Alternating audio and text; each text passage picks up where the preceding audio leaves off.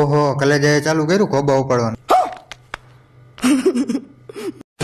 તો કેમ છો મિત્રો, સ્વાગત છે તમારા બધાનું આજના આપણા નવા વ્લોગમાં. અત્યારે આપણે વ્લોગ ચાલુ કરવાનો. આજે આપણે ચેલેન્જ નો 86મો દિવસ ને આપણે સવારમાં કલેજાનો ફોન આવી ગયો ને આપણે નીકળી ગયા ગામમાં. પહોંચી ગયા ગામમાં. જો આવી ફાકી તમે કોઈ દી ખાધી કલેજો ન હોય એવી ફાક્યું ક્યાંકથી કાઢી આવે, જોઈ લ્યો તમે બધું નોખે. આપણે આવ્યા ખેતલા પણ આપણે ગામડા એક ભાઈબંધ આવે ને રાહ જોતા હતા. પછી ફાઇનલી આવી ગયું ને એના હાટ આપણે લઈ આવ્યા ચા. જો બધા નવા બી રે ને પછી ચા પાણી પીને આપણે બનાવી ફાકી. પછી ફાકી બાકી ખાઈને આપણે નીકળી ગયા ગામમાં. આ બે જો ફિલોસોફી કરે. પછી ગામમાં આપણે કામકાજ પતાય ને આપણે આવી ગયા. આપણે બેઠક ને આપણે બેઠક તો જો બધું કામકાજ થઈ ગયું ને કલેજાના જો બિઝનેસ ના ફોન થઈ ગયા ચાલુ પાછા. પછી બપોરના વાગ્યા બે ને આપણે નીકળી ગયા ઘર તરફ.